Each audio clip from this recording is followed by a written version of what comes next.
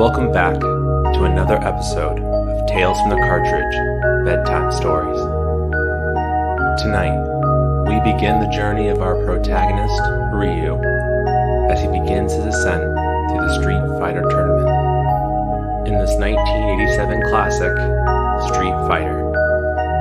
So sit back, relax, and enjoy this video game story as you fall into a deep sleep. Enjoy.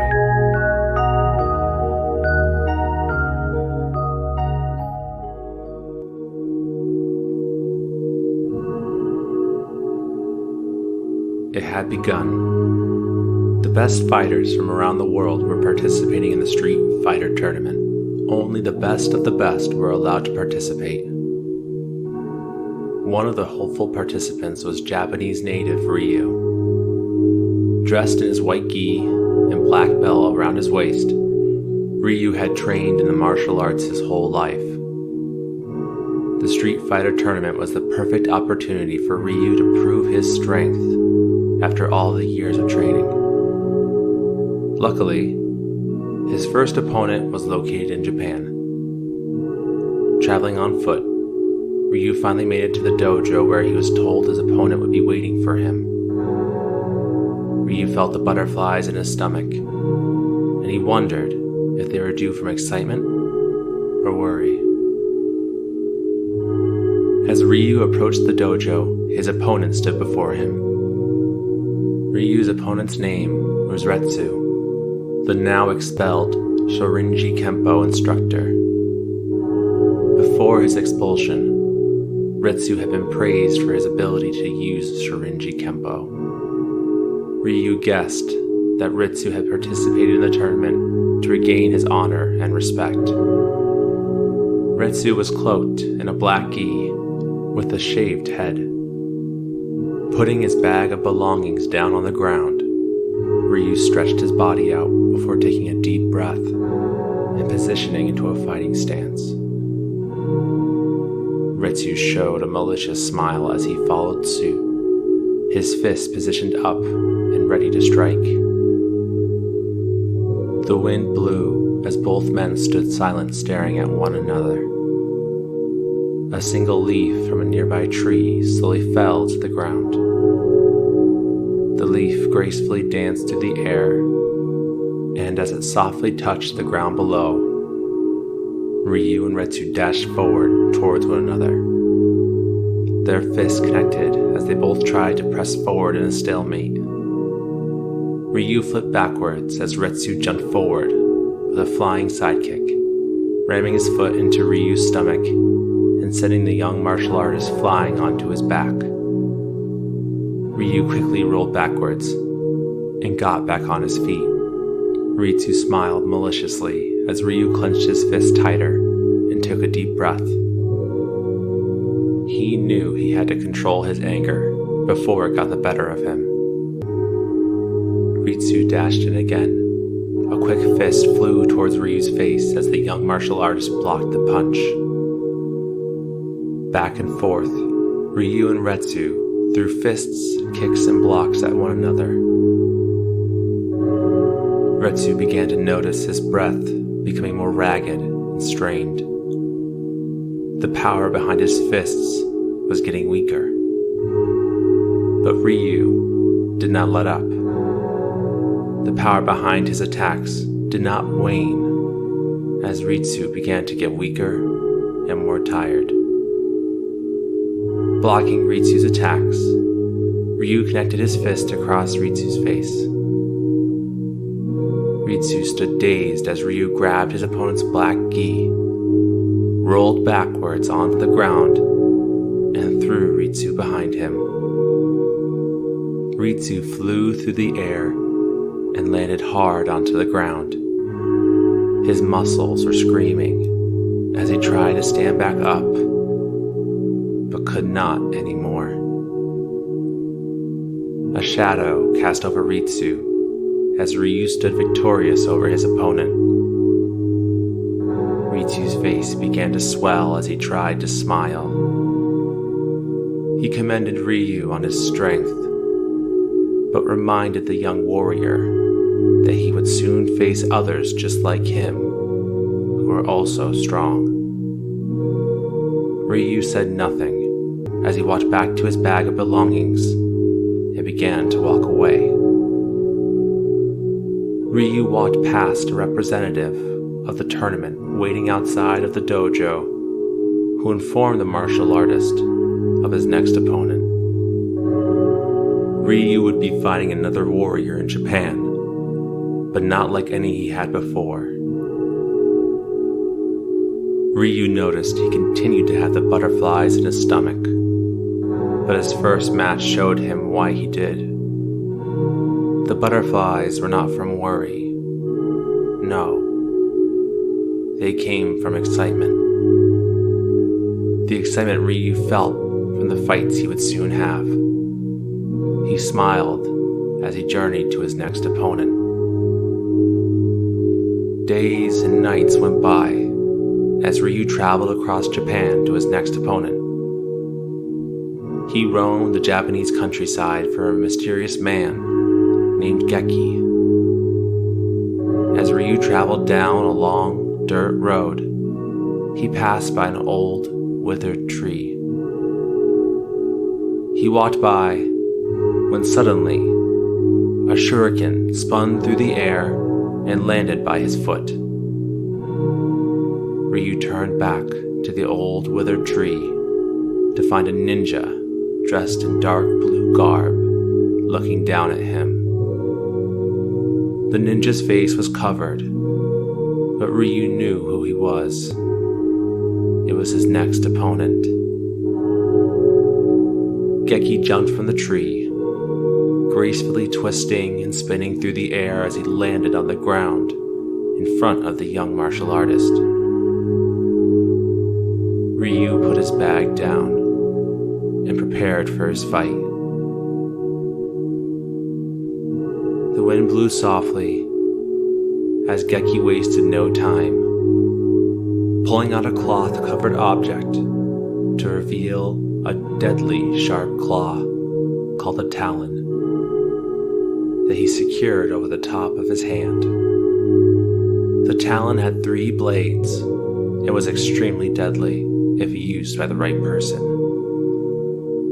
Ryu was never one for weapons, and he did not see that changing anytime soon.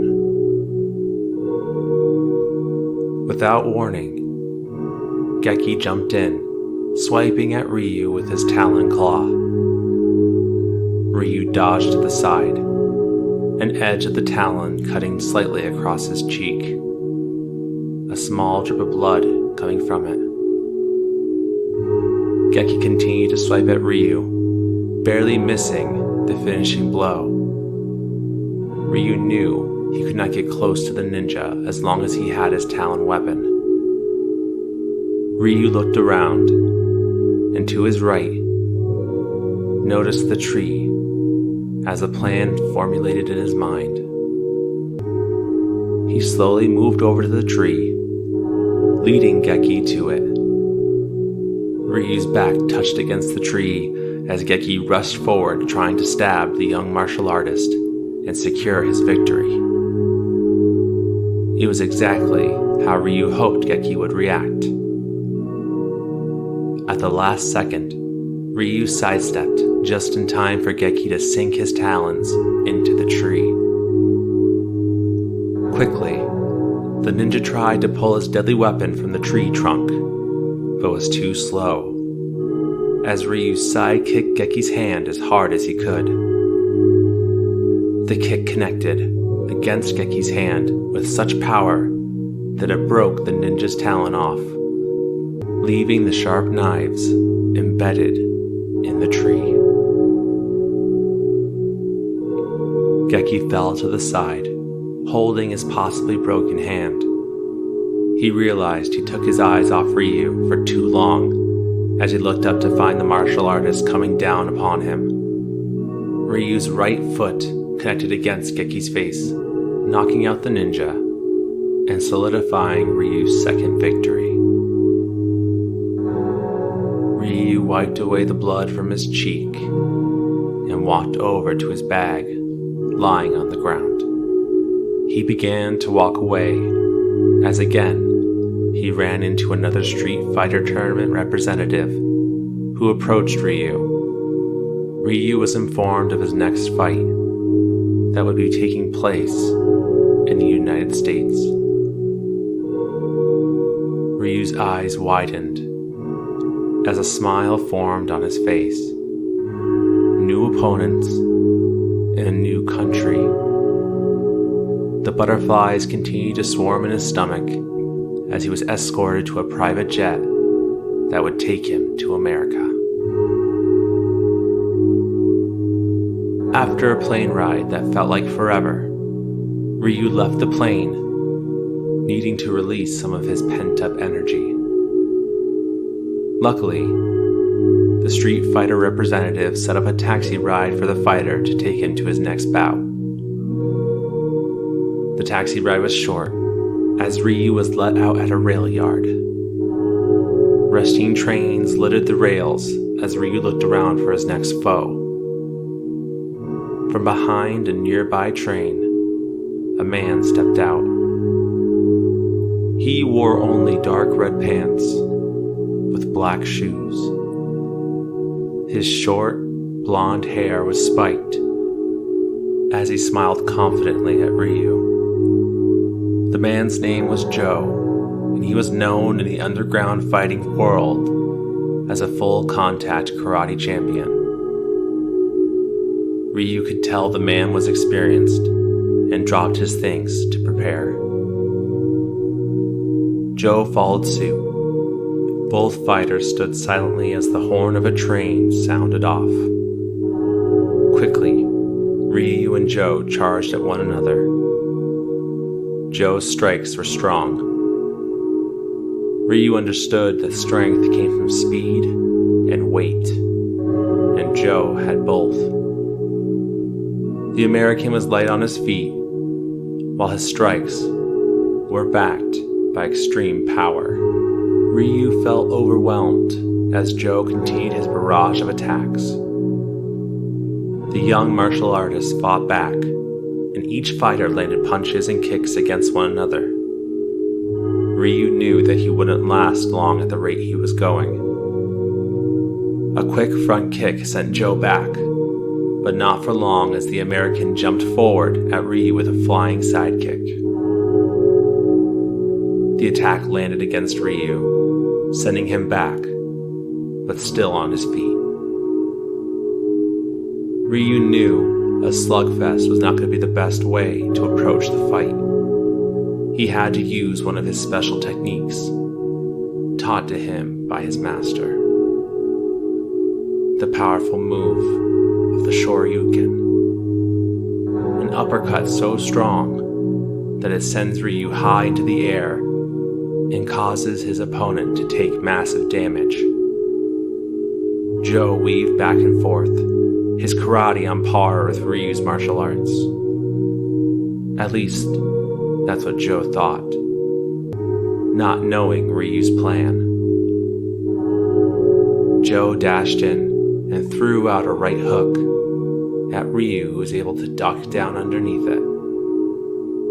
The young martial artist pulled back his right arm and prepared himself, using as much strength as he could muster.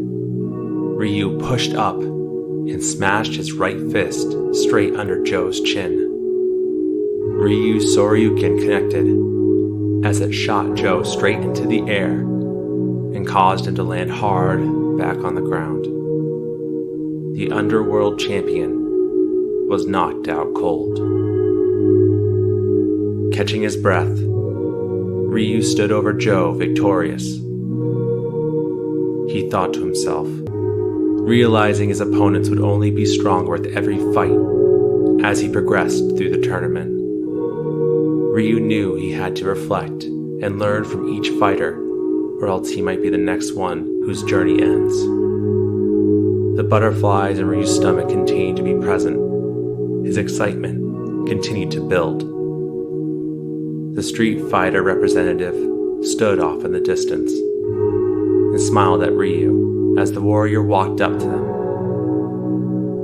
Ryu learned of his next opponent, a former heavyweight boxer. Ryu had never faced a boxer before. He smiled as he walked to his next fight.